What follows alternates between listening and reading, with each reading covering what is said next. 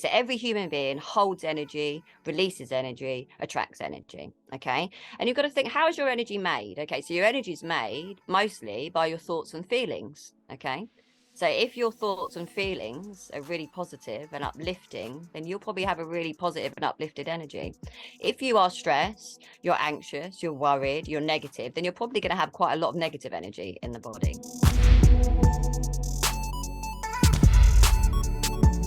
Hi, I'm the self-development coach, Johnny Lawrence, and welcome to the Self-Development Podcast.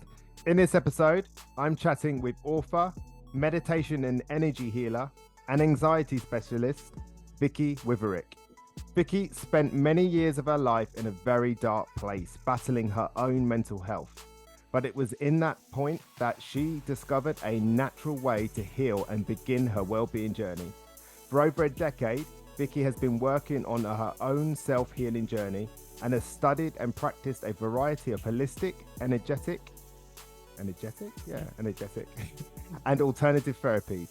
She immersed herself in areas of science, psychology, counselling, CBT, EFT, herbalism, and cannabis for health, meditation and mindfulness practice, and sound therapy, and gained qualifications in each. She even found time to become a Reiki master. That just sounds amazing. Reiki master.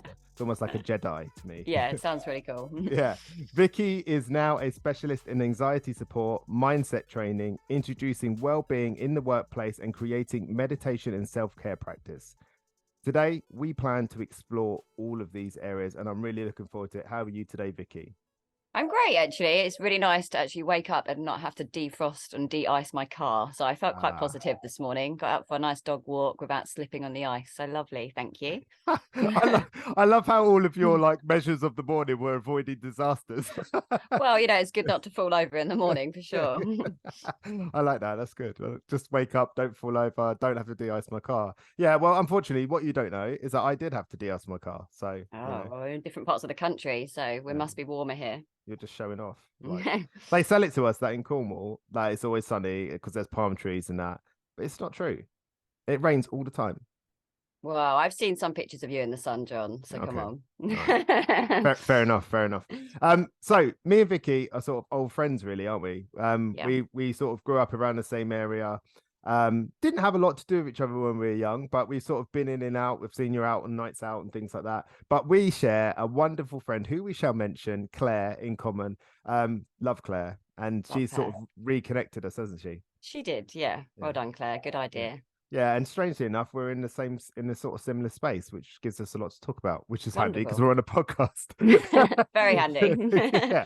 So, I mean, I think it's probably a good idea to start by you telling people sort of a bit about yourself and what I believe is a really remarkable journey that you've been on. So yeah, fire away. Tell us about Vicki. Okay. I mean, if I want to start, most people have to go back to the beginning, and the beginning is my childhood. So, in some ways I had a really beautiful, wonderful childhood. But in other ways, it was an unusual childhood because I wasn't brought up with my mum or my sister. I was brought up with my stepmom, my dad. And like I say, it was a wonderful childhood in some ways because my mum, my stepmom, my dad, wonderful. But, there was issues, abandonment issues. And that's where it really started. Obviously, as a child, I didn't know that. I didn't know I had abandonment issues, of course. But as I moved into, my teenage years and my young adult years, I really struggled with my mental health massively. It started with depression, and the answer was, just putting a young teenager on antidepressants, which was a very slippery slope in itself. Then it moved on to anxiety and panic disorder, eating disorders, addiction problems, all of this stuff, because I was trying to sort of run away from this weird, horrible, dark feeling I had inside that I didn't really sort of know what was going on. By the time I sort of got to my young adult age, my mental health was rubbish, really bad. I didn't look after myself. Partying was my way to sort of release everything, and that also was a downward spiral because Friday night I might be great, Monday I would be shockingly depressed, and everything would be a lot worse, and I was stuck in that sort of cycle of not knowing how to get out of it and look after myself. And after a while of sort of being like that, obviously I couldn't maintain it mentally or physically. I had a complete breakdown. And it was there actually in a horrible, horrible dark place that, like you said in my introduction, I discovered some holistic therapy. And that was actually acupuncture. And that just gave me a little bit of space, a little bit of time to breathe and sort of work my way out of this mental health breakdown that I was having. And from there, I really just saw a completely different way of healing. Actually, I don't need to take a tablet necessarily that the doctor's given me that's actually not helping and making me feel worse. I can find a natural way to look after myself and heal. And, that passion just started because it helped me so much. And once I started to get better and find out more about these holistic and natural therapies, I just had to pass them on to other people. I was like, you have to try this stuff. So, of course, studying it and finding out more and then setting up my own wellbeing business just made absolute sense to me. And that's where the wellbeing business started. And, I'm still on my own healing journey now, but everything I learn, I study, everything I use for myself, I try and pass on to my clients now. And that's where I am at now. And it's really wonderful. Yeah, I love that you say that you're still on the journey, because there's this tendency for some, and it's not a judgment, it's more of an observation, that they project this "I'm all fixed, come and do what I did" type of approach, when actually you say you're all fixed, you're just about to stumble into the next disaster. I think, because it's never that you're all fixed. You're just, in some regards, if you want to call it anything, maybe you're a few steps in front of other people, maybe. I don't know. Sometimes maybe, yes, but sometimes not. Yeah, exactly. It's a very organic journey. And you've learned some things and you found them really helpful and you want to pass them along. I mean, I've got a couple of questions. This is what I do, ask questions. Go for it. But like, first thing I'll say is that, around medication and stuff, medication, antidepressants specifically, for some people, that is definitely the crutch that they need at the time. And for some very serious mental health issues, it might be something that they have to accept for the rest of their life. But there are a lot of people that are on antidepressants and they might not need to be. I mean, statistically, that's a fact. So so I mean, I've always looked at them personally for the sort of average person, not that I like to say things that way, is that antidepressants are a wonderful crutch, much like when you break your leg and you need a crutch to move around and to be able to do the things that you need to do until your leg's strong enough to work normally without the crutch. And I think sometimes when people find themselves in a really dark, difficult place, those antidepressants can provide that crutch whilst you do the other work. But the key is to do the other work. Absolutely. It's just giving you, and I say, I talked about antidepressants and I don't mean to talk about them in a completely negative way. No, there has been some points that in my mental health journey when I'm having extreme panic attacks that they did help me in that moment. But for me, it was like, how can I carry on masking this stuff that keeps coming up, because yes, they give you space to breathe, and yes, they're adding some balance within the body, but they're not working on healing any of the trauma. And that's where the issue was for me, that okay, I can keep taking this stuff and in the moment it's helping me, but I'm still just going around in circles. So if I really want to heal mind, body and soul, I need to do something that's natural, that's actually going to heal me. Yeah, you're absolutely right. And that's it. Like, sometimes when you take those antidepressants, it can give you that, oh, it's all better now. But like you say, it's masking, it's arguably avoiding the sort of root cause of the problem. And that's why I highlighted that, because first of all, I didn't want anyone who's on antidepressants to feel that then is necessarily wrong. But secondly, it was for them to understand that the other work can happen in the background, and that antidepressant can make it maybe easier. But the idea could be to maybe move away from that one day and be free of it. No one likes taking a pill every day, do they? You know? I just want people to know there's an alternative. Absolutely. And if you are on antidepressants now and you're thinking about coming off them, obviously that's something you need to talk to your doctor about. It's serious coming off medication like that. So it's not something you take lightly, but it's important for people to know that there is an alternative before they go on them, maybe. Yeah, I love that. I really do, man. And I'm really interested, actually. Like you said about acupuncture, that surprised me. I don't know if I knew that. Like, because people get back pain and whatnot, and people say, but acupuncture, but I don't think I'm not sure. I've never had it, but I'm not sure it works quite that way, does it? And I'm interested in what did the acupuncture do for you? I think, I mean, acupuncture is an energy therapy. Okay. And we'll talk about energy therapy in a bit more, but it's essentially, it's balancing your energy. Okay. And when I looked up anxiety and, weird and wonderful ways you could treat it, which wasn't the natural or NHS sort of route, that popped up. And I thought, okay, let's give this a go. I don't really understand what it's about or what it's going to do. But when I went and had it, the man very much explained to me about energy and what he was doing. And that made me think, okay, this is interesting.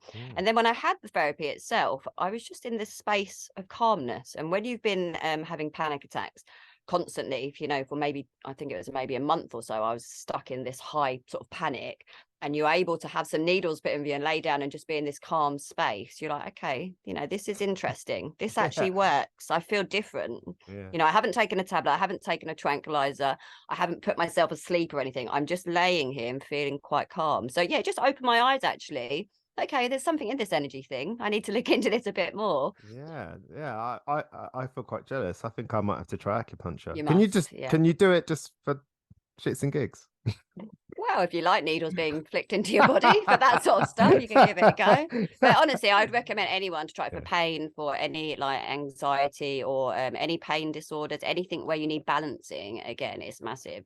And I have to give a shout out to Dr. Harold because he was who introduced holistic therapy to me. He was amazing, lovely old gentleman. And he talked to me so much about energy and how holistic therapy works. It really opened up my eyes. So, that was really the start of me really coming interested in holistic and energetic therapies. Oh, I love it how organic it just evolved for you, man. Yeah. That's lovely. Because I mean, I often say it to clients, like how we feel can affect how we think, and how we think can affect how we feel. Absolutely. And they're very different approaches. Yeah. And I think, like, sometimes when you're in that really dark place, it's really difficult for you to do the things that are going to help you, or you feel that might help you. Matter of fact, we tend to gravitate towards the less helpful things like alcohol and drugs. We do. Yeah. And sorry, go on, John. No, that's why I was interested. Like, one of the things you mentioned, you said you wasn't looking after yourself. Yeah. So what did you mean when you said you wasn't looking after yourself? And then when you did start looking after yourself, what did you do? I mean, I was expecting to feel different, but by doing the same thing. So I didn't want to make any changes. I just wanted to feel better. Yeah. I didn't want to stop going out at the weekend and partying and have a come down all Monday. I wanted that to just stop, but I didn't want to actually change my actions, so there was all these thoughts in my mind that I wanted so much different for myself, but I couldn't seem to actually get out of that cycle of going out at the weekend when I didn't have my daughter. The first thing I'd want to do is, okay, I need to release, I need to get away from all of this, and that would be my escape. But guess what, by Saturday, Sunday, Monday, I was even more depressed and thinking I don't want this for my life. So I was really stuck in a vicious cycle. And it's when I stopped drinking excessively, when I stopped partying and started getting sort of sleep at the weekend, that's when I thought, okay, I'm feeling a lot better here. So it did a sleep thing. Who needed sleep? And but I was just stuck in a rut, really. I was stuck in a vicious cycle, and I see it with some of my friends now. Their answer is to go out and get smashed at the weekend to release all their stress that they've accumulated over the week. And then, you read their social media on Monday and you can see they're crying out for help. They're not happy. So, a lot of people get stuck in this vicious cycle, and I was one of those people. So when I stepped out of it, I did really notice a difference. I had time for myself rather than everything was so rushed and stressed before. Everything was about getting to the weekend. And actually, because I wasn't just rushing to the weekend, I could try and be present and I could breathe a little bit more. It was just felt a lot calmer, not being out every weekend partying. So that was sort of step one, just reducing that. But, there was a lot more work that come after that, changing my diet, reconnecting to fitness and nature and stuff. There's a lot more that I did after that, but that's all sort of come gradually. But step one was definitely, stop going out, partying, staying up all night, putting stuff in your body that's going to make you feel unbalanced. That was definitely step one for me, and the biggest game changer, I would say. Yeah, I mean, what strikes me is like how obvious it sounds, but yeah, you're absolutely right. People don't do it. No. And that's the bit that's always about everything I've ever done when it comes to coaching and helping people is I want to, or endeavor to understand what's going on there. Yeah. Like, because most of us know, let's take something simple, like somebody that wants to lose weight. They know what the equation is. They know that they Yeah. need to move a little bit more and they need to eat a little bit less. But telling somebody that, like, who's finding that challenging, is like telling someone that came second in a race you should have run faster. It's like, it's just not helpful. Yeah. You know, so it's that spot right there that, like, okay, obviously if I go to bed earlier and I stop drinking and stop doing all those things, I'm going to get better. But doing it is so difficult. And Yeah. when you have that anxiety and it goes away, the other part to it is I had a client one time where we were working on these different things around anxiety, and the anxiety started to taper off a little bit and she started to feel much better. And then a few weeks later, she felt anxious, or Yeah. what she thought was anxiety. And the only thing we could work out that was going on is she was anxious about not being anxious. Yeah. Yeah, because she is so used to being anxious all the Yeah. time, having things to worry about, every little thing, that because she didn't have that and she had these great management tools and that she was sort of preparing for life and organizing herself, there was no anxiety and it felt wrong because it Yeah. wasn't there anymore. Yeah. So I mean, is that something that you encountered when you started to work on yourself? I think for me, like with anxiety, I was stuck in like a huge, again, vicious cycle with Mm. anxiety, because even though I'd stepped away from having panic attacks all the time, I was always anxious about them happening. So I was Yeah, anxious about being anxious. And yeah. that was the cycle that I was in for a good, I would say only the last couple of years that I've stepped out of that cycle. Even though my anxiety is minimized, probably every year I do work, my anxiety minimizes, it minimizes. And I would say it's 95% gone now, but Uh-oh. it's something that took time. I mean, my kids are my trigger for anxiety, so we'll talk about that later. But I was definitely stuck in this cycle that I was always worried that if I stepped out of my little comfort zone, that anxiety would come and find me. It was just waiting around the corner for me. So I'd always be anxious about being anxious. And if I had to step out of my normal routine, and still to this day, if I had to go and do something, for example, I went and did some corporate work in London last year, and that's not something that I've done for a long time because of lockdown. I felt a little bit anxious. I was Yeah. stepping out my comfort zone, and then I was thinking, well, what if I get anxiety when I'm doing the workshop? And then I thought, well, I'm now feeling anxious about being anxious, and I'm not even anxious yet. So, it's still a bit of a vicious cycle for me. And that's why the mindset training that I do is so helpful, because it sort Yeah. of interrupts those cycles. But, I think anxiety is always going to be something that I battle with because I am an overthinker. Mm. That's just part of my personality. And my personality as well is that I am an empath. So I very much take on other people's energy and stuff. So Yeah. I'm always going to have to deal and work on my anxiety, I think. But the last time I had a panic attack was probably about 5-6 years ago. So that is amazing. Yeah, that's When I was having them fantastic. every week for like a year or so, that's like thank the Lord. So Yeah. yeah, their panic attacks have gone, but anxiety is something I still work on. And I think a lot of people that have deep anxiety because of the way their personality is, or because of any childhood trauma, or they've got different layers of anxiety triggers, then I've noticed with my clients that a lot of people continuously work on anxiety. Mm. Yeah, Some and people, not all of them. no, but I love the way you've everything you said there. You're absolutely right, and I adore the fact that you say that you're still battling your anxiety, because there might be some people that say, "Well, what can you tell me about anxiety if you're still feeling anxious and stuff?" But Yeah. I don't think there's anyone better.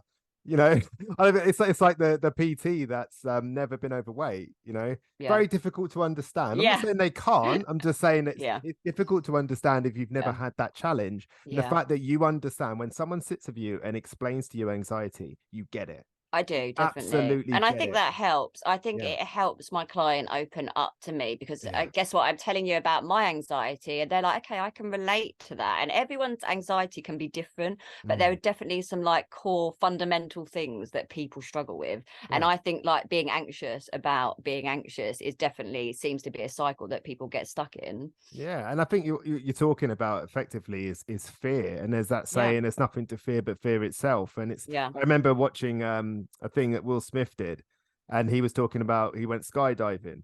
Do you ever see that? No, I don't think No, so. well, he was saying that like him and the lads went out and they got drunk, and then one of them said, "Hey, let's do a skydive." And he was like, Oh. yeah, let's do it. And then he woke up in the morning a bit hungover and he's like, no one's going to want to do a skydive. Like, that was just drunk talk. And he come downstairs and everyone was ready to go. Oh, He wow. was like, what is happening here? This is Yeah. bad. Like, so he kept thinking that it was a joke or they were all going to pull out or whatever. No one could have breakfast. So they were all sat in his van. And he said, I felt sick. I felt anxious as hell. I Yeah. thought, what am I doing? He said they went through all the prep and all the training and everything. And then they went up in this plane. And he said, like, I was thinking to myself, this is actually going to happen. I'm terrified. I'm absolutely terrified. And he said, I was so This is scared. it, game over. Yeah, and he said it was made worse by the fact that he was a grown man sitting on another grown man's lap. And he said that didn't help. And he's Will Smith, of course. Yeah, and he's Will Smith. He said, he goes, I was sat down looking at him, going, "Hi, do this a lot, do you?" It's like, I hope so, you know. But he said, like, he was standing at the door, about to jump out of the plane, and they said, "On three," and then we jump. And he said, "Yeah." And he said, so they count and they go 1, 2, and then they jump, because on 3, most people grab onto the doors. Freeze. Yeah. And then they freeze. So he said, but what he learned was he spent that whole night and morning anxious, scared. Yeah. But when he jumped out of that plane, when he actually did it, he said it was one of the best experiences he's ever had. He said he never felt anything like it. And the point he was making is that it was the fear of doing it that was the thing that caused him all the worst part. Yeah. And that's kind of what you're saying is, like, you know, it's that fear of something bad happening. Yeah. You know, that's anxiety. I heard the worst, well, the worst and best definition of anxiety I ever heard, which is like the awareness of infinite possibility. I was like, oh. Yeah. Absolutely. Yeah. Yeah, that is shocking. But I mean, thank you for that. I mean, you've got an incredible story, and you know, I think there's no one better to teach people and help people with anxiety than someone that's had it to that degree. I'm so passionate about it because you know, if I stayed in the space that I was in when I was in my dark place, I wouldn't be here today. So, you know, this stuff actually, it not only changed my life, it actually saved my life as well. So I'm super passionate about it. I could talk about it for hours, John. Well, maybe we will. Maybe we will.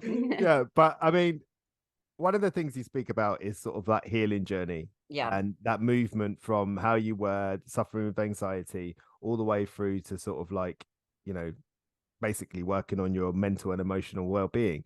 So how would you define the term healing concerning mental and emotional health and well-being? Okay, so what I have to say, and this is what we always have to clarify, I am not a healer. So what I am not doing is healing people. Okay. So even though we say I'm an energy healer, I'm a Reiki healer, I am not healing people. Healing is essentially self-healing. Okay. So I am introducing energy therapies and tools for people to self-heal. Okay. And what that means is that we're working with mind, body, and soul. So we're working on different levels. We're working with the whole body, the whole mind, the whole soul, the whole spirit. You know, it's like a wrap around, you know, when we're healing like that, we're self-healing. So, you know, for me, healing really just equals self-healing. It's really about mind, body, and soul. Yeah. And I think that's what I love about it. You're empowering people. Whereas in conventional medicine, let's say, I know you're not necessarily prescribing medicine, but treatments is probably a better word. It's more about a dependency.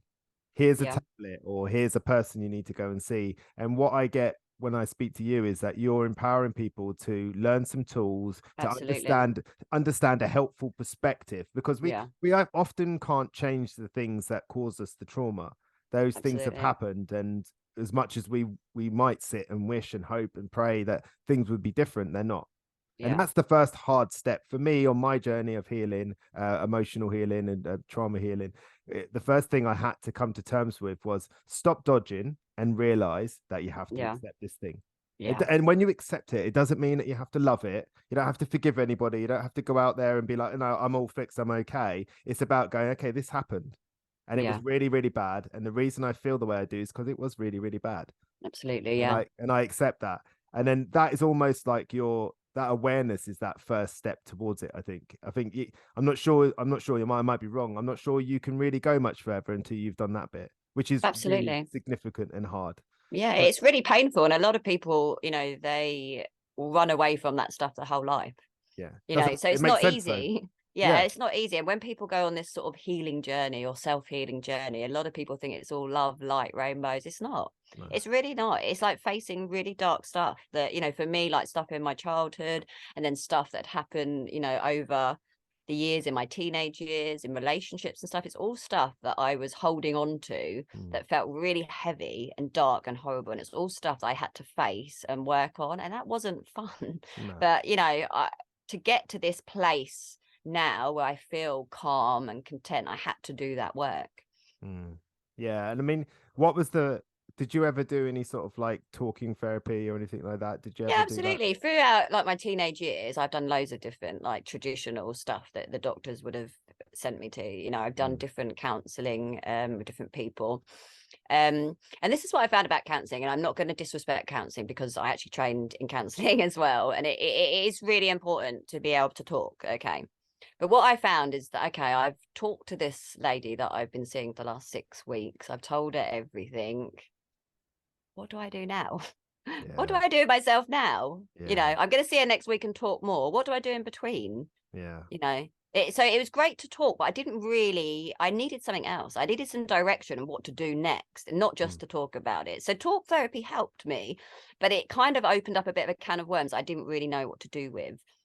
So and I studied psychology for quite a few years, and traditionally I wanted to be a counsellor, but when I noticed that I volunteered at a women's centre, so I was volunteering as a counsellor there for about a year and a support worker. And again, what I noticed, great, let the women talk to you. They need someone to talk to, but they need advice as well. What am I going to do next? What tools can I do to sort of manage this stuff? And when I was studying psychology, I went to a part that was all about mindfulness. And that just like really struck a chord for me, that actually, why don't I tell these people that I'm doing talk therapy with that they could also practice some breathing and trying to be present, because that reduces anxiety, stress and depression as well. So it's like combining a bit of talking, a bit of sort of guidance and life coaching with actually a tool that they could take with them as well. And I noticed that worked really well. So that's what I've sort of taken into my business as well. Not only getting people in to have some Reiki or some relaxation, give them a tool as well to take with them that they need that moment to work with. You know what? You've absolutely nailed that, because I think you're right. That is probably the one thing that I hear the most, that when people go to therapy, and again, it does matter who you go to. Like if you build a rapport with someone, it's much easier to have difficult conversations and discuss like painful things.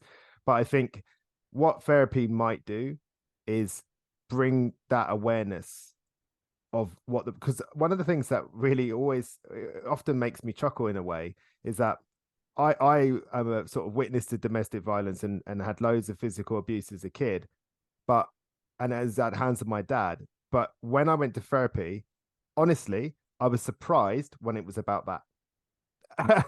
I sat there and I was just like, no, it's not about my dad. It's that everybody has that going on, and that's the resistance. The conflict was building because I was resisting. So it wasn't that it wasn't about my dad. It was that I didn't want it to be about him.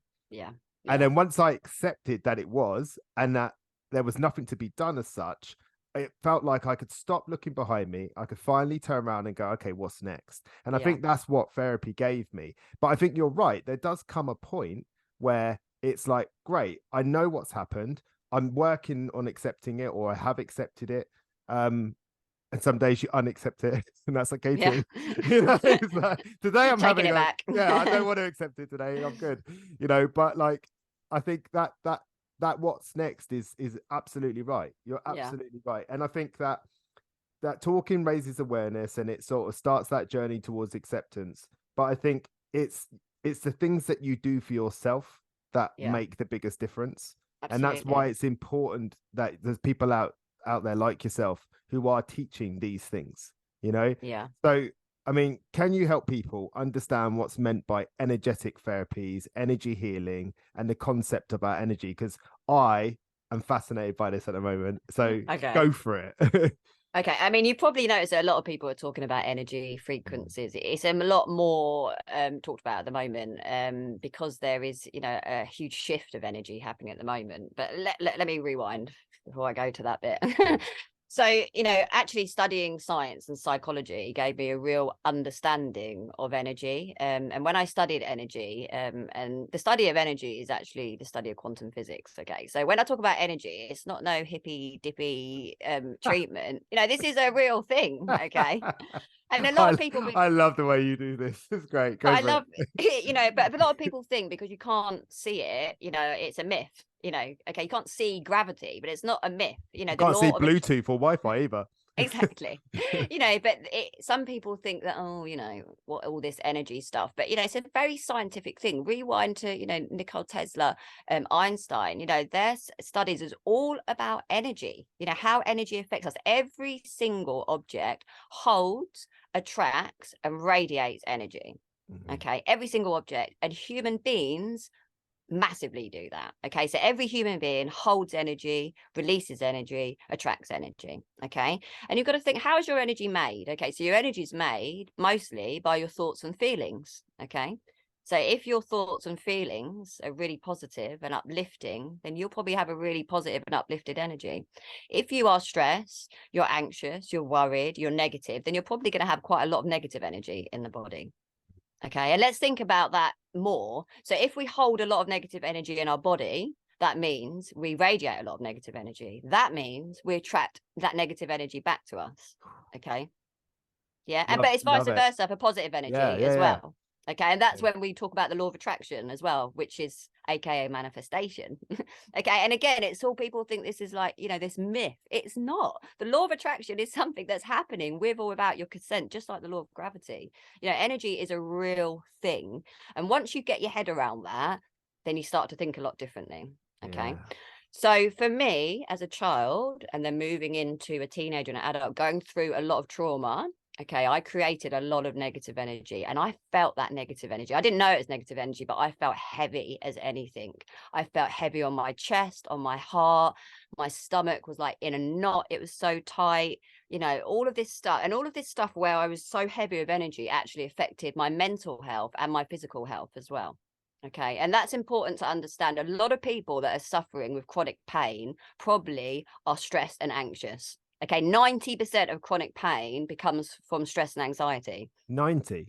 Oh, maybe I shouldn't have said that. But I did read a study, and I'm pretty sure that's factual. But if anyone else knows otherwise, I'm sorry. But I think that's pretty factual, that most chronic pain is caused by stress and anxiety. Wow. Okay? Let's just stop for a second there. Like most chronic pain, that's like, because I've seen that quite a few times. I've seen that, especially lower back pain.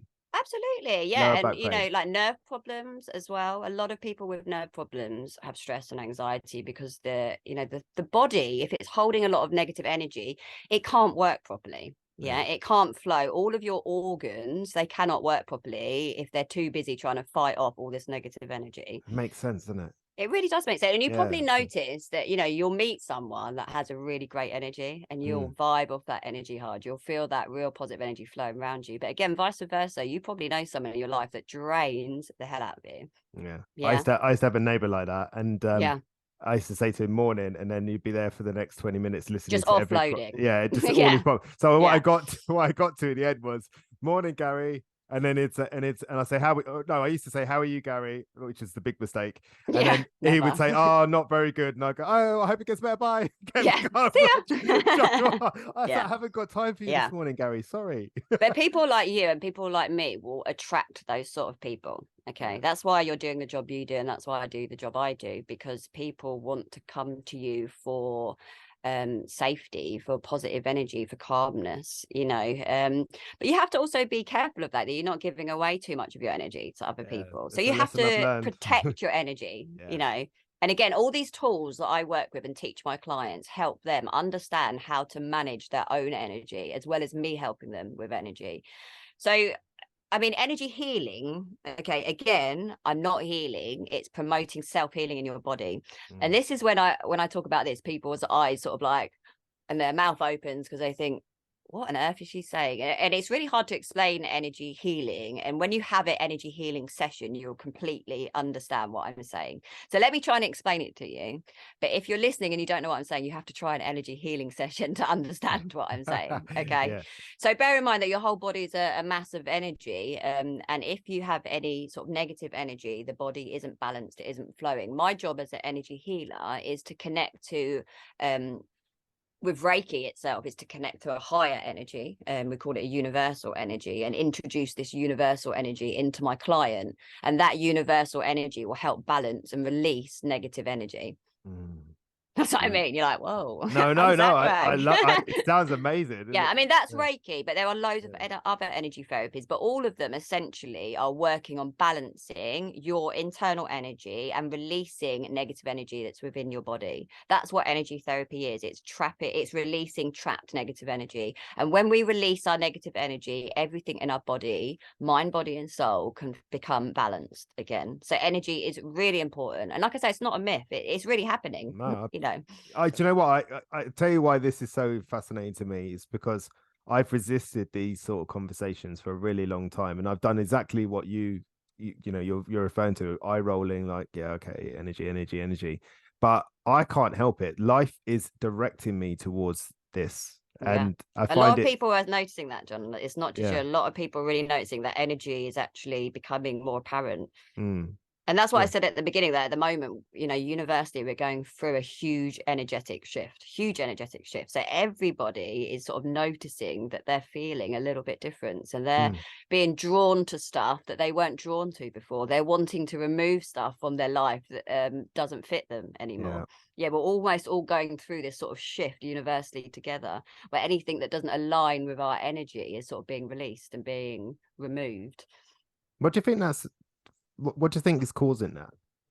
You know, there's been huge changes in the universe and the world, Yeah, huge changes. And when, you know, and I'm going quite spiritual here. So, that's you all know, right. and when we talk about energy, essentially spirituality is connecting to energy and working with energy. Yeah. Um, but in the spiritual world, you know, we really believe that the whole shift of energy in the world's changing at the moment. We're moving into a new era where we're going to be dealing with a more feminine energy. Okay. So we've had a real masculine dominant energy over the last hundreds of years. And now we're moving into this new feminine, sort of more balanced, more calm, more nurturing era. What does that mean? Because I've always, I'm yet to really understand the masculine feminine energy Well, if you think divide. about the yin yang, okay, the Yeah. yin yang is the masculine and feminine energy, okay. Okay. And if you think about what a female represents, okay, that's the Hmm. energy that we're talking about, nurturing, Right. caring, Yeah. yeah. And if you think about what the male energy represents, sorry, John, you are male. Here we go. It does relate quite a lot to ego and power. Yeah. Okay. So that's the difference of the energy, that we've had a lot of power and a lot of ego happening with the male. And that is why we end up in a lot of conflict most of the time. Yeah. Yeah. But we're moving into this new era where it's a more calm, feminine sort of energy. And because of that, a lot of people are sort of releasing a lot of stuff that doesn't align with them anymore. Yeah. You know, you're right. I feel that. And I hear it a lot. Like, I can't tell you how many people I've heard say they're struggling with their sleep at the moment. Yeah. Oh, it's And massive. it's not an age thing. Yeah. It's universally, like, young and old people are Yeah. struggling with sleep. I I've absolutely, yeah. noticed the moon's been going a bit mental recently. Yeah. I've seen the moon in the day and night more than I ever remember seeing it, and I don't But know isn't that whether. interesting that you're now noticing this stuff? Yeah, well, this is what I mean. Like, I don't know Yeah. whether it's always been there and I never noticed it, or whether it's something different. But I'm definitely, there's a new and in like curious awareness that's Yeah. developing within me, and I get quite excited about it. That's one of the reasons why I was quite keen to talk to you, because it is Yeah. that feeling is definitely excitement. Like, I'm like, oh, this feels right. This feels like I'm going in the right direction, you know, Yeah. and I like that feeling. So I'm just making sure we've answered the question. I think we talk about energetic therapies, energy healing, and Yeah. the concept of energy. But I think you've answered that. I think Yeah. I mean, there's so much more I could talk about with energy. I think I'll maybe mention one more thing, which is your Yeah. chakras. Okay. Yeah. Love Okay, a so a bit of lot of people chakras. probably heard about, you know, the word chakras, but I'm not sure everyone really knows what a chakra is. And again, I'm trying to sell something that you can't actually see. So a lot of Yeah. people think that, oh, chakras, but, you know, again, a myth, not a myth. Okay. Yeah. Chakras, as I said, your whole body is a massive energy, and your chakras are almost like energy wheels. And you actually have loads of chakras, but I work with 7 sort of main chakras, which run from the top of the head all the way down to the base of the spine. And these chakras, like I say, they're wheels, so they're turning your energy. So if any of your energy is blocked in any of these sort of chakras from 1 to 7, then you'll notice that you'll have a problem with that area. So for example, if the throat chakra is blocked, you'll probably notice that you really struggle to speak out, that you have a sore throat quite a lot of the time. Or if the top of the tummy is blocked, then you might notice that you have a real, and this is what I had, If you have anxiety, it's quite likely that the solar plexus, which is at the top of your tummy, will shut down. So you get this knot in your tummy. Okay. Yeah. And when the solar plexus is shut down, it affects the rest of your digestive system. So that's why a lot of people struggle with their digestive system when they're struggling with anxiety as well. Yeah, So yeah, sense. your chakras are there to sort of keep your energy balancing and flowing. And if one of them's blocked, then you'll have a problem in that area, whether it's physical or mental. So chakras are very relevant when it comes to energy. Wow. Wow. I almost need a minute.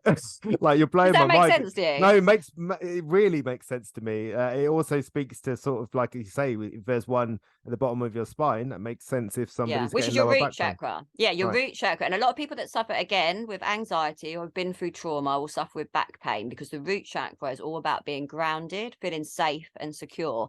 So if you've been through trauma as a child, you haven't felt safe and secure for long periods of time, it's probably quite likely that your root chakra has lots of negative energy, which is then going to affect the rest of your body, you know. So your chakras are very relevant. A lot of people, when they come and have Reiki, I'll really notice that one of their chakras in particular will have a blockage. And when I tell them what that chakra means, it will make complete sense to them. Yeah. You know, they'll say, well, Wow. yeah, that's exactly how I feel at the moment. Man, you're blowing my mind. You I literally are told blowing my you, John, this energy stuff is You, out there. you're blowing my. I'm just Johnny. I can't handle this.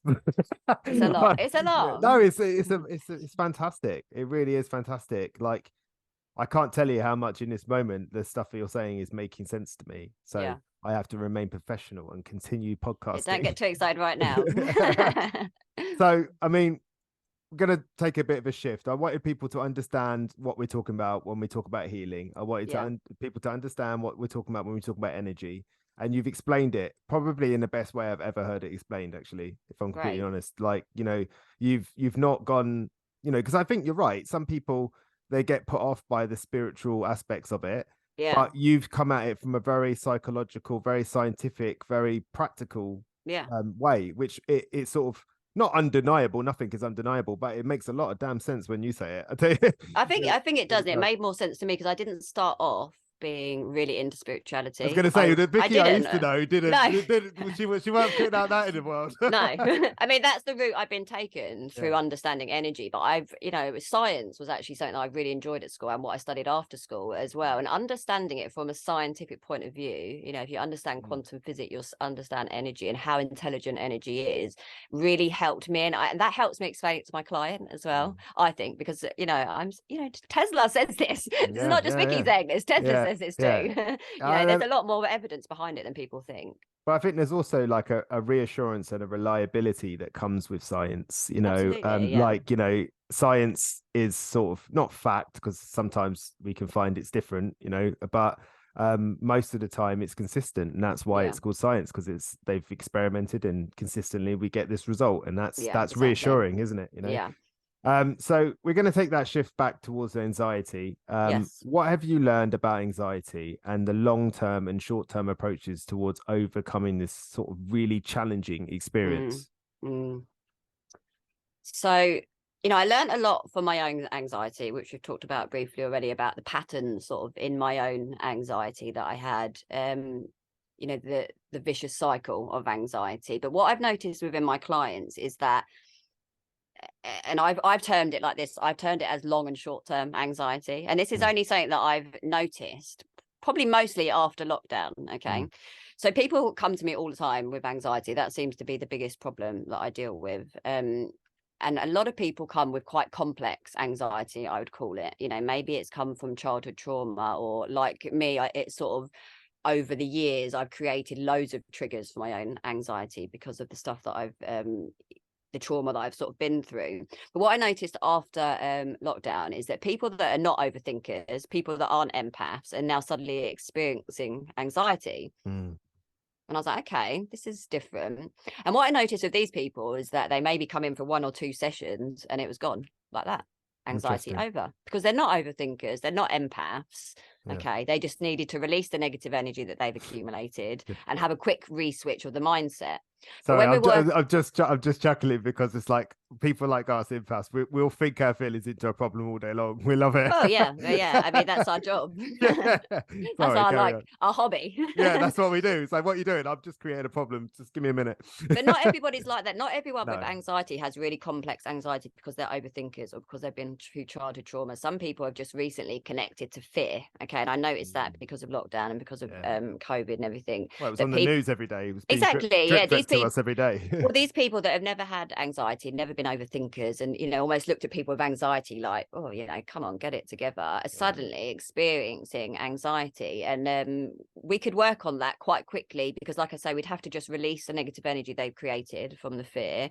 And then we might say something like, I let go of fear. Or I might just say something simple like turn off the TV, stop watching TV, go out for walks every day. I'll do some Reiki on you. Anxiety's gone. Okay, problem solved. But with also, a lot of people, it's much more complex than that. And it is a bit of a journey dealing with anxiety because, okay, we've worked on one part of your anxiety or one thing that's caused your anxiety, but there's actually it's like an onion. There's like layers and layers of reasons why you are anxious, why you do not feel safe. Yeah. And actually, again, studying science helped me so much, and psychology, because understanding the fight or flight response or the stress response made me really understand what was happening to my body when I had anxiety. Okay. And when you're having an extreme anxiety or panic attack and people are saying to you, just breathe, it's okay, you're not having a heart attack. I'm telling you now, what's going on with your body, it does not feel like you're just having a little bit of anxiety. No, It does feel like it's extreme. You do feel like there's something really majorly going wrong there. So there can be quite complex anxiety, but some of it is a bit more simple. But it does take time to work on it. We've always got to work on our anxiety. Sorry, I got lost with my last thread there, what I was talking about. No, not at all. No. But I mean, one of the things that you brought to my sort of mind there is sort of the energy in, energy out thing you were talking about earlier. Yeah. And actually, you're right. Like if you're taking in, it's not just, the things we put in our body aren't just the liquids and the foods. It's all the stimulation, the music, the television, the people, whatever it is, our environments. Yeah. And if you think about it, if you're waking up every morning and sticking on the news and with your morning coffee, you're watching a death toll on the bottom right of a television. Oh yeah, the fear is there, isn't it? That is you are being drip fed fear. It's no surprise to me at all that your anxiety is high.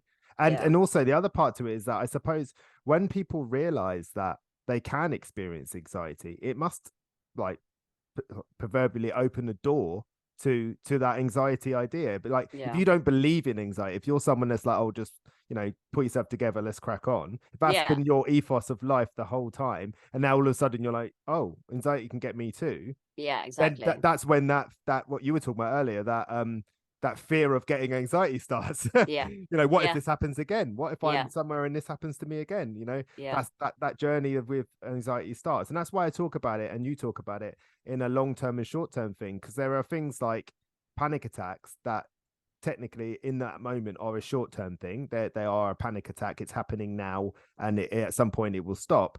But then there's that long-term anxiety, that everyday fear, the fear that we all have, like the fear that the irrational fears we have, like something might happen to our children, or something might happen to our partner, or we might lose our job, or we might I don't know, nuclear war, whatever it is you want to talk about. Well, there's a lot of fear, there's a lot of fear and things to worry about if we choose to connect to them out there right now. Of course. I like that. A lot of people do choose. A lot of people do choose to stay connected to this stuff, even though they know it's increasing their anxiety and fear. And actually, it might not even be 100% factual. People still like to focus on fear. And again, that's something that I've noticed that, people actually... they almost set their own triggers off because they're stuck in this cycle of behavior again. And when I talk about my clients that have got anxiety that seems a bit more complex than something just like it's because of lockdown and because of COVID, then we really have to find out like what the triggers are for their anxiety. Definitely. And that's where, again, talking comes into it, and it is helpful because we can talk through scenarios that have actually increased your anxiety. But, it's always helpful to tell the client about the stress response. If you are going to tell yourself that you are not safe, your body will respond to that by going into fight or flight mode. Yeah. Okay. So you are turning your anxiety on, which is helpful You're sometimes. weaponizing it. Yeah, Yeah. you are, because you're sitting there telling yourself that you are not safe. You know, this is negative. This is going to happen. This could happen. You know, you're always projecting into the future of what could happen. Yeah. And then you're turning your stress response on. Okay. And what can happen as well, because some people say, well, you know, Vicky, there's nothing that's made me anxious, but today I felt really anxious for no reason whatsoever. And this is how I explain that. When you turn your stress response on too much, that button will stay on. Okay. So if you've been in a high stressful situation for a long period of time, and that's what I did to myself, that I was having anxiety, you know, for a long period of time, in the end, my stress response button stayed firmly on.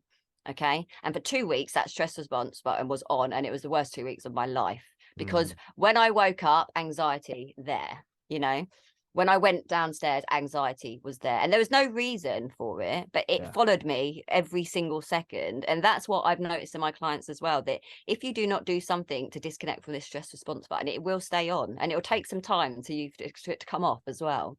And That people makes that so have much lived in sense. trauma, so, you know, people that have lived in trauma for a long time, their stress response button is always on, because they are prepared for fight or flight. That's me, man. Like I'm Yeah. ready. Like I like my kids call me a fun sponge, man. Like, you know, because I will take the fun out of anything. They're like, "Hey, Dad, can we go running down the sand dunes at Danger. Crantock?" And I'll be like, "No, no, you cannot do that."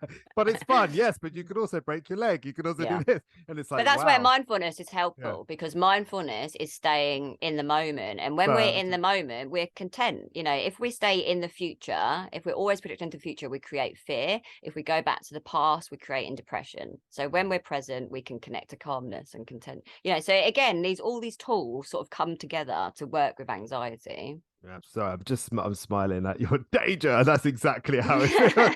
It's just like everywhere's dangerous. But Everywhere. that's a pattern that's been created in your body, you know, Yeah. in your mind. Well, it That makes is in sense. your I was in brain. danger when I was a kid. I was in Yeah. danger all the time, and looking for danger, looking for things that could perpetuate that danger or make it worse in any way was what I did. That's hypervigilance, isn't it? Yeah. You know? Yeah. But I mean, something I take from that is removing the triggers. And it's what you said, like the first thing you did when you started on your own healing journey was you took away the things that were triggering you, which was the alcohol, the staying up late, and all that sort of stuff. So, and what is brilliant is that you're highlighting you won't be able to do that until you know what they are. Yeah. What are they? Yeah.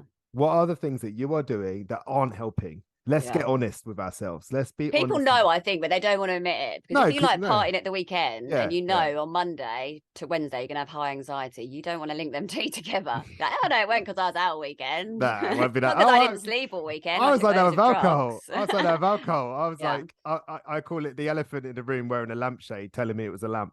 Yeah. It was like, I'm a lamp. I'm like, okay, you're a lamp. Cool. But I think only when people, and again, when I had that space to stop going out at the weekend and partying, I took a step back from it. I could actually see that, okay, I'm not feeling like suicidal Monday to Wednesday now. Yeah. You know, and I wouldn't have known that if I didn't try it. Yeah. And I suppose that's a good way to frame it, really. Like, what have you got to lose? Try it. Yeah, try make something different, because you're going to get the same result. If you keep doing the same thing, you're going to get the same result. And as much as you want things to change, they won't change. No, they won't. You're right. And that's hard to hear. And I'm sorry for somebody that's listening to this, and that is hard to hear. I'm sorry that that's hard to hear. Yeah, but that is a cold truth, I think. Yeah, but it does, just because something is difficult to hear, it doesn't mean it's not true. Yeah. And that's an important distinction to make. We're going to completely shift here. Okay, go for it. This one might really surprise people. But one of the things that what you speak about is herbalism and cannabis for health. Yeah. Now, obviously, I don't want people to misunderstand things. You know, we're not saying go out to your local dealer and get some cannabis. This is not what we're saying. No, but what we're talking about. No, what we're talking about is, and I think everyone's seen it, haven't they? In every health shop now, you got CBD products and things like that. And that's sort of what we're more alluding to. But how can using herbal and cannabis remedies enhance a person's health and well-being? And are there any risks? I mean, of course there's risks. Yeah, we'll get to that at the end. There's risks putting anything within your body, you know, a mushroom, a berry, you know, there's risks of everything going into your body. But the main benefits of using, you know, herbal and cannabis for healing is no nasty side effects. Okay. And a lot of people that come to me are trying to go on this natural path are battling side effects of pharmaceuticals, and it's really hard on them. Okay. They want to feel better. They're taking this something that's been prescribed to them, but that's making them feel worse. Where the hell do they go next? Can we just frame that right? Because what I found interesting is when you look on the box of an antidepressant, it actually says in the symptoms that it can cause depression and anxiety. And coming off them even worse. Off them. Sorry, wait a second. That's just like, that is an actual fact. If anyone's not sure that's true, go and have a look in your instruction on the little leaflet in the inside of it. It does say that. And even worse, when you come off them, and again, this is on the leaflet inside, when you come off antidepressants, one of the symptoms is feeling suicidal. Wow. Yeah, suicidal thoughts. And that's quite actually that's one of the main things that if you're taking painkillers as well, when you're coming off painkillers, that's one of the symptoms that is very well known. So and again, I'm not saying there's no place for that. I don't want people to think that. I'm not saying that. What I'm saying is we're certainly not demonizing it. We're just trying to give you the information. We're talking about an alternative option. Okay, we're not saying that you can't use that. We're talking about an alternative option that may be more gentle on your body. So if you're taking something that you're having really bad side effects from, then there may be an herbal alternative. Okay, because there is a plant for every single ailment. Okay, and when I studied herbalism, and I don't know every single herb because there's hundreds and hundreds and hundreds of herbs. Hey, where did you find the time to study this stuff? You're not even old. Lockdown. You're not even that old.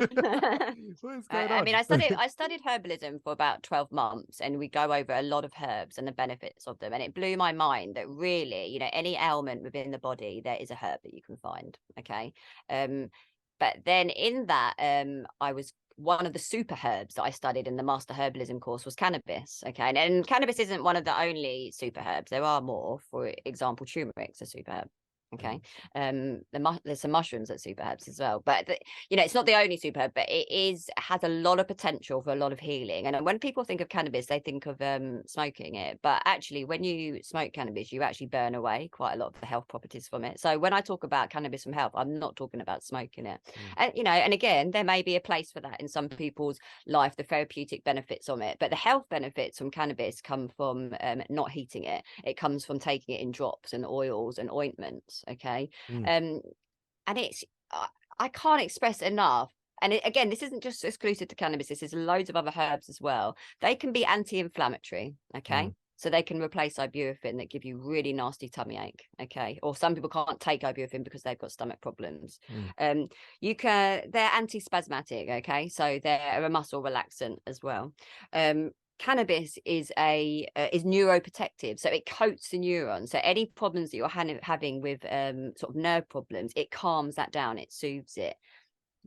It's anti-cancerous. It can starve cancerous cells. Cannabis can. Okay. Wow. And again, it's not a myth. That's something that's real. There's so much evidence behind that. So much evidence. And when I studied it, I would read case study after case study on how herbs and cannabis can help people with their health, but not just when they're in a health crisis. And this again is quite a big point. It's a preventative as well. A maintenance thing. Yeah, absolutely. Like you can bring balance into your body. You can restore balance within your body by using herbal supplements. But you got to make sure that, and especially if you're taking pharmaceutical products alongside herbal supplements, that they don't interact badly with each other. Okay, that's the main point. That's probably the biggest risk. They don't interact badly with each other. Most herbs are fairly safe, but sometimes if you're taking something else, they can sort of work against each other. And I mean, the legality around cannabis as well is obviously a huge problem as well in this country. But if you went to, if you're in America or in a different country, people are widely using cannabis for a multitude of problems, not just pain, killing cancerous cells, relaxing the body, removing PTSD. And again, it's not just cannabis. There's so many herbs that you can use for all of these things. I mean, any problem that you can think of, I could probably suggest a herb to you to use. Wow, you're a girl after my own heart, man. You're a proper geek like me. I love it. I'll read a study on anything. Well, I take my it's called a herb Bible. Is it? So take the herb Bible out of it. I mean, it's massive. There's a lot, there's a lot of plants and herbs out there, but there's something for everybody out there, and it's a natural way of healing. And actually, we're not taking painkillers to mask the problem. we're taking something that's looking to heal the problem. Yeah, we're dealing with the problem. We're not masking the problem. And we're not causing other problems by having side effects as well. That's a really good point. Not masking it, you're dealing with the problem. Yeah. Yeah. I mean, you ever read anything about Dr. Sebi? Oh, I'm not sure. Tell me a little bit more and I'll tell you. Well, I don't know a considerable amount. All I know is that he claims he was a doctor around herbs and things like that. Right. And he claims to have found solutions to things like cancer, Yeah. to all sorts of mental health and physical pain problems. And then he came up with all these different things, and he healed a lot of people. Yeah. And then he died.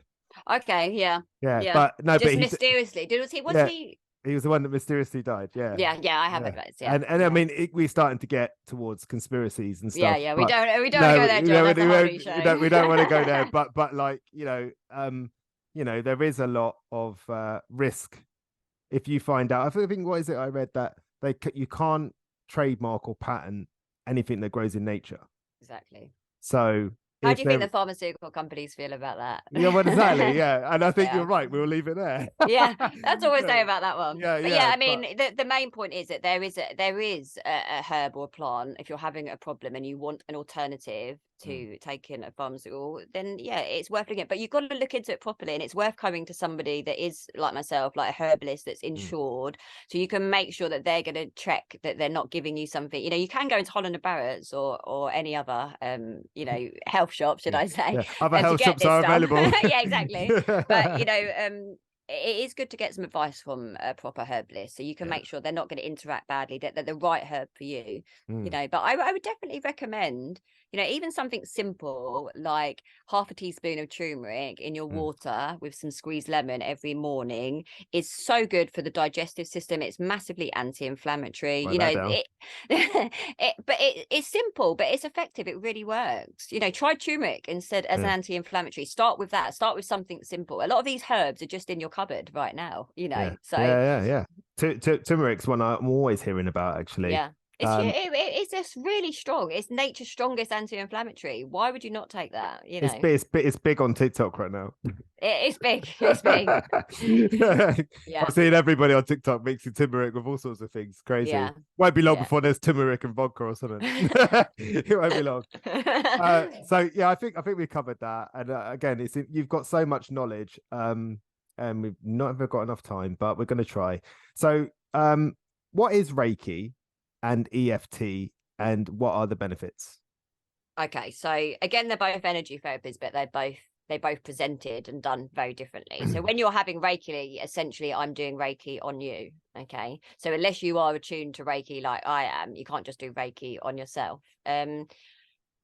And Reiki essentially is, like I said, it's more of a spiritual and energetic therapy, because we are connecting through this higher power, this energy. And I like to see it when I'm doing Reiki as this like massive bright white light just pouring down from the sky, and this white light's going into my body and then out of my hands into my client. Okay.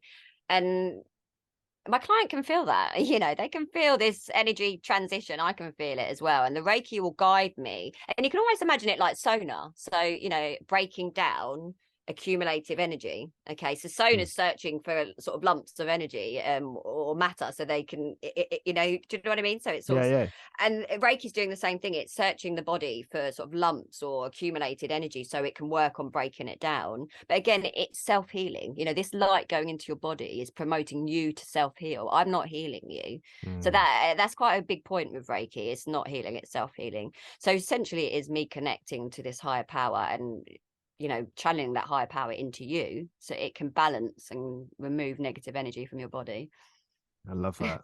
And what happens in Reiki quite a lot is a lot of people have massive emotional releases, because a lot of the time we're holding, and when I work with the heart, so again, I'm working with the 7 chakras when I do Reiki. So when I work to the heart, it can get quite intense if we're holding on to a lot of emotions, and we might feel this real tightness, and then all of a sudden my client and myself might start crying our eyes out because we get that release. I love that you let that happen to you as well. That's lovely. Well, I mean, it does, because I'm connected to their energy at the time, and obviously I have to make sure that afterwards I'm doing what I need to do to clear all that stuff. But essentially that is what Reiki is doing, balancing with and removing with a higher power. But EFT is different. Again, EFT stands for Emotional Freedom Technique. Okay, and we talked about acupuncture earlier, and it actually works on the same principle as acupuncture. So in acupuncture, we work with an energy map. Okay, so within your body, you can almost imagine you've got your chakras that are your energy wheels, and you can almost imagine this sort of underground railway system of energy flowing. Yeah, like an underground map. Mm-hmm. Within that underground map is your stations, and those stations are like energy points. Yeah, I Yeah. love that. Yeah. And instead of putting needles into our body like we do in acupuncture at these stations or energy points, we tap. Okay. So, for example, if I tap the top of my eye, that's where my energy of anxiety can accumulate. So, if I just tap around the eye, then I can actually release some of that negative energy, some of that anxious energy. If Wow. I tap on my chest, I can actually uplift my energy. So if I'm tapping away on my chest, I can actually bring some positive energy to my body. So it's Yep. like tapping into different areas within the body, and again, removing, releasing, and balancing energy. Yeah. Yeah. But what's slightly different with tapping, and this is where I find tapping is probably the most powerful, one of the most powerful tools I work with and transformational, is as we tap. So for example, as we tap, I'm going to say an affirmation. So instead of saying, oh my goodness, I'm anxious, I feel horrible, I'm scared, I'm going to say, I am calm, I am safe, I'm okay. I am calm, I'm safe, I'm okay. You see what I mean? So I'm creating a new sort of brain pattern whilst releasing the old stuff. It's giving me goosebumps. That It's amazing, John. yeah. Honestly, it's a really transformational tool. I've done tapping before. Yeah. I did a weekend of it with a very special lady, and yeah, it was incredibly powerful, Yeah. incredibly powerful. It's all I can say. It's one of those things. It's like I can't over explain it really. Yeah. And I think you're right. I think you said it at the beginning. It's really difficult to explain something that you can't You've see. got to try this stuff You've to got to feel do it. Yeah, you're Yeah. right. Absolutely right. Because I'm not a cynical person, but you know, I'm reserved when it comes to certain things. I'll try it and see what happens. Yeah. And I was very surprised Yeah. at how powerful Have you ever that had was. Reiki, John? I haven't. I quite like to try it though. Yeah. Yeah. I mean, a lot of people come to me for Reiki because someone has sent them in because they Yeah. had a great experience, and they come and they have no idea what's about to happen. So I'll explain it to them like I just did you, and they'll Yeah. sort of lay on the bed thinking, okay, no idea. And the feedback, and you know, this is not to toot my own trumpet because it's not me that's doing it, Take it's it the away. Reiki, is that, you know, a lot of people say that was literally the most amazing experience I've ever had in my whole life. Oh. And honestly, I could say 3-4 clients, new clients that I've had in the last couple of months, that is their feedback. I cannot believe what just happened. Yeah. Because they can feel the energy flowing through their body, which they've I, never felt before in their life. I'm gonna go now. I'm gonna see you in 6 hours. Get in the car, John. Yeah, I'm gonna. Well, let me tell you something that might blow your mind as well, that you can actually send Reiki to people. It's so intelligent that I can send it through the distance. Wow. Yeah. What are you doing it now? No. No, not currently, but it is. I mean, my Reiki master, she often does Reiki on people on the other side of the world. That's insane. I know, it's really, and again, it becomes that all it comes down to is energy being intelligent. Yeah, that's amazing. Yeah, it really is. I'm totally, I like almost excited to get off this and go research Reiki local. Or whatever, you know, just but again, you can look up, you can read about it as much as you want, but you got to experience it, right, to feel that energy flow. No, you're right. You're right. Definitely on my list of things is Reiki and acupuncture now. Yeah, squared that one away. Cheers, then. How are you doing for time, man? Because we got a couple more questions. You all right for time? Yeah, I'm good. I'm good to flow with it if you are, John. Yeah. So you've dramatically improved your emotional and mental well-being over the long term, but you still encounter difficult moments, as you've already spoken to. But what tools do you consistently use to help with those difficult moments? All of them. I mean, that's the short answer, but yeah. Hammer, I mean, chisel. you know what? It changes. It really changes. But I'm so grateful that I've got a multitude of tools that I can connect to, because at the beginning I only had a couple, and sometimes it gets a bit boring to connect to the same tools all of the time. Yeah. Like for me at the beginning, meditation was everything. You know, I would just listen to it. I would go to meditations constantly. But now, you know, I've shifted a little bit. And even though if I'm feeling like I really need to relax and let go, I will definitely lie down and listen to a meditation. You know, actually being out on my morning walk and doing affirmation and tapping is what's most helpful for me at the moment. But, you know, the other day I was challenged with something, and again, it's always me bloody children that challenge me and bring up my anxiety. You know, I had to sit and I had to connect to my breath and do my breath work to really sort of focus myself and bring myself back to the present moment, connecting to mindfulness. So, you know, like, before I might spend like, a huge amount of times doing one thing, but I would actually say nowadays that I'm connecting through my tools frequently all throughout the day, but only for sort of maybe 5-10 minutes here and there, rather than doing like an hour solid self-care a night. Throughout the day, I might just connect to my breath, or I might just connect to mindfulness, or I might just say a couple of affirmations, or I might ground my energy. But again, it's all stuff that I've learned over time, and that I try and help my client with. Try and have a multitude of tools that you can use when you need them, because you need different tools for different things. Yeah, in different situations. Exactly. Like an affirmation might not be that helpful on a train or something, Exactly. So but teach them another tool. But some people at the moment, a lot of people just need grounding. Okay, take your shoes off and go and stand in your garden, and you will be grounded to the earth's energy. It's as simple as that. That is a tool in itself. My son does that quite naturally, actually. Well, children are drawn to it because they're clever. We forget about all this stuff. We started putting trainers on and, putting plastic between our feet and the earth's energy for some reason. Right, But children love to walk around barefoot because they love being grounded to nature, And something else that I've studied is forest bathing. And very interestingly, if you just spend a short amount of time with trees every single day, it reduces stress and anxiety hugely. It can actually decrease chronic pain as well, because you're grounded, so you're feeling safe, you're feeling calm, so your body can feel calm, your body can feel safe. So that makes perfect sense.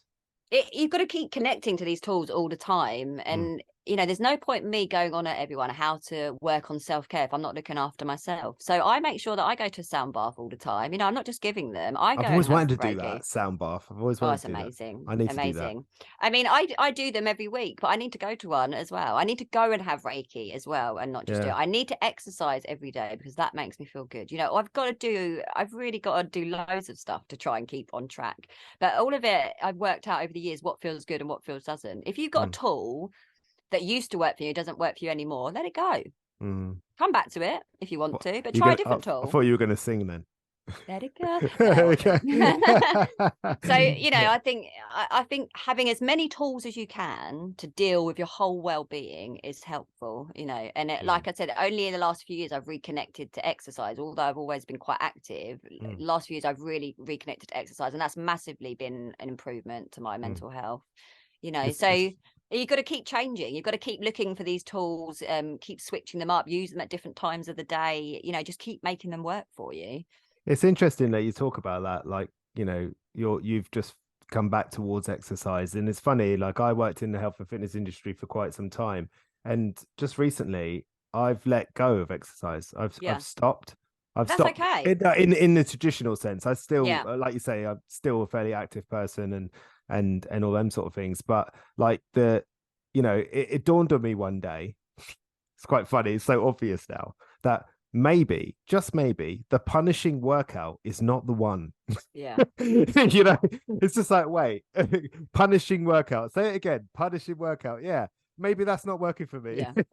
I've let that go. I've created a bit of a fire break for that. And I'm starting to introduce the things that I enjoy doing. The exercises I enjoy doing. And actually I get in the gym sometimes now, and it's like 20 minutes. I do the things I enjoy. I do them nice and quickly because that's how I like to do it. I don't lift too heavy, and I quite enjoy it. It feels good. I feel like you've got to enjoy it, haven't you, to be able to maintain it. And that's also what I say to people. If you're not enjoying doing our meditation every day, it's almost impossible. You kind of hate doing it. Then stop doing it. Find something else that you can do some yoga, or go out for a walk in nature. There's so many well-being tools that you could use, and some of them are just so simple, it's like crazy, but you just need them pointing out to you, and you just need to use them. And that's it. Like, you're right, it's simple. It's like the realization for me that I exercised to feel better, but yet all I ever did was spend my life in pain.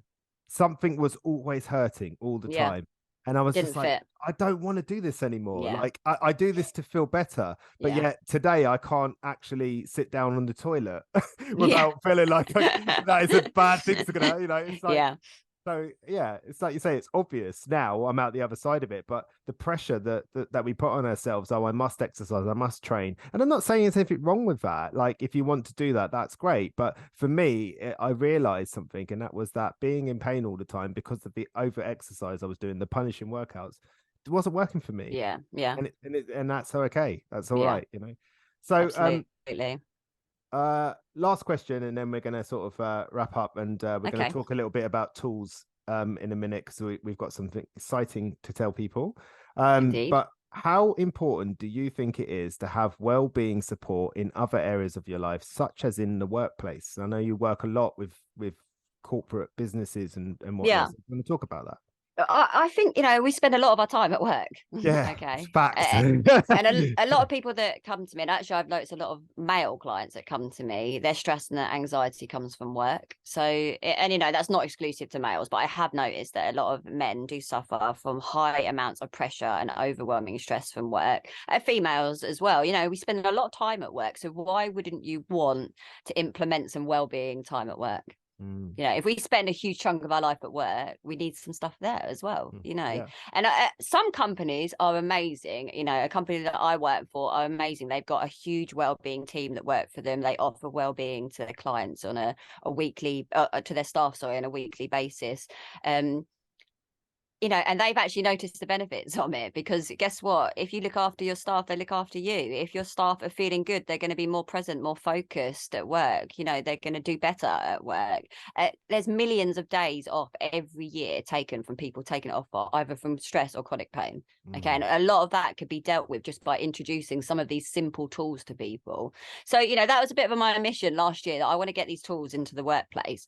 So I had to think about how easy that would be, because a lot of people are virtual now. A lot of people aren't actually in a workplace. Their workplace is at home. So what I did is I just designed some very simple well-being packages that I deliver virtually, where we talk about, stuff that we're talking about now, simple well-being and self-care tips that you can try throughout your day and at home, that can help you feel good at home and in the workplace. So yeah, I think it's massively important. You've got to look after yourself in all areas. And if your company doesn't do anything for you well-being, you've got to push them, because they should be supporting you. They should. And I have an idea of someone who might be able to help with that. Maybe I can help you with that. Yeah, don't be shy. Tell them. Say, Yeah, I mean, that's what it's all about. And these workshops, they're maybe 45 minutes to an hour long. They're delivered by a webinar, so it's accessible for absolutely everybody in the workplace on their lunch break. They can just log on to it, try some simple and effective tools that are going to help you just feel generally a lot better. Manage your stress better. And the feedback I've had from it has been massive. Doesn't surprise me. Really great, game changer. Okay, I was so stressed about going to work every day, and actually now I know on my lunch break I can take a minute to do some breath work, and I can get myself feeling balanced and calm. And the afternoon I'm feeling much more productive. I'm feeling much more focused and relaxed. So it is really important, and because we do spend so much time at work. Yeah, no, it makes sense, and it's absolutely brilliant that someone like yourself is out there offering that service. So, for anyone listening who thinks that their business or the place they work or anything like that is looking for somebody, I got an idea who it could be. Could be Vicky. Drop me a message. Yeah, it could be Vicky. Could be Vicky. me. Yeah. This has been amazing. I've loved this. Thank you so much for your time today. Last question, as always. Is there anything that you'd like to pass on that could help people with their self-development? Okay. I thought about this question for quite a while, because I could go on for hours. That's why I don't spring it on people. This is what I would say mainly. If you're in a dark place right now, which I definitely have been, you can connect to that light again, but you've got to put some action in, some positive action for yourself. Make some changes. And that journey, it'll take you to somewhere that's much lighter, but you've got to start that journey by trying to take some action and make some changes for yourself. Look after yourself better. Implement some self-care and some self-love. And it's interesting, that word self-care and self-love gets thrown around as a bit of a buzzword, but the way that you mean it is, it's not about, if you're not someone that wants to submerge themselves in freezing cold water, then don't. Like, find something that gets you going, that makes you feel happy. Absolutely. Do something that works for you. Try it, because you might be surprised. Like I had an inkling that cold water therapy wasn't for me. I tried it. I was right. Didn't like it. I did not like it. Yeah. Like I've never ever sat there once ever being cold thinking, this is all right. Don't get me wrong. I say I don't like it. I get it. Yeah, I jumped in there. There was this feeling of liberation, but then there was quickly this, I want to get the hell out of here. Yeah, I'm about to know? die. Yeah. I'm It's not actually for about to die. everyone. I Yeah. mean, I've just Wim Hof is very clever, very intelligent, but it's not for everybody for no, sure. nothing can be for everybody, you know. And for me, And I would actually say that the best tool and the basic tool that I teach my clients that I start off with is probably mindfulness. Yeah. Start with a basis and start trying to be a little bit more present, and that's probably the basis. Yeah, you don't have to do all these weird and wonderful sort of almost fashionable therapies. You can start just by trying to be a little bit present a little bit more throughout the day. So someone comes to me and I don't even know where to begin with them, I will practice mindfulness with them, and then I'll ask them to practice mindfulness for 3 to 5 minutes 3 to 5 times a day. Then come back to me. That's always like a baseline. Let's start just trying to be present for a moment and take it from there. Yeah, that's really great advice. And interesting enough leads me on to my next thing. We said we had something really cool to talk about. Yes. Vicki has been kind enough to offer out her services for February, basically. So over on my Instagram, the self-development coach, we're going to go live on the Sundays. Sunday the 12th, Sunday the 19th, and Sunday the 26th at 6 p.m. And you're gonna take us through some of these practices that you have. And I think right now, so don't hold us to this because we're not sure about the schedule. It could change. Yeah, it could change. Yeah, so yeah, subject to change. But on the 12th, we're looking at doing some breath work. I think we should do mindfulness, John. Sorry. Do mindfulness. I've just said that. I've just said we should start with mindfulness, so we should really, shouldn't we? Yeah. Well, look at that. Sorry. Ever evolving. I'll just cross that out then. Okay. Sorry. Let's start with mindfulness. Yeah. So on the 12th, we're going to start with mindfulness. And then the 19th, shall we go with tapping or breath work? Breath work, I think. Breath work. And then on the 26th, we'll go with tapping. Absolutely. Yeah, that runs better. Yeah. Yeah. So mindfulness, breath work, tapping. 12th, 19th, 26th. Tune in. It will be saved on the Instagram. Listen to me on the Instagram. it'll be saved on the grid. But I really recommend that you come and do this live, man. We'll have a little bit of time maybe afterwards, 5 minutes or so, just for some questions if people have got anything that they want to ask. But yeah, come and check it out. It'll be on my Instagram, and we're going to go at 6 o'clock on a Sunday. So I think it's going to be brilliant. I'm really looking forward to it. We're going to learn a lot. I'm going to experience some. I'll probably start crying or something like live. It could happen, mate. I probably will too if I'm connected to it. So don't worry. imagine knocking in on that about 6:30 or something, and it's just me and you crying. That's funny. So uplifting. Yeah, I'd be like, wow, this is supposed to be helping me. What's going on? Like, okay, well, listen. Amazing. I'd love this conversation. So last thing, what's next for you and where can people find you? And is there anything you want to draw people's attention to before we go? Obviously I'm on social media as well, on Instagram, on the old Facebook, and in LinkedIn as well.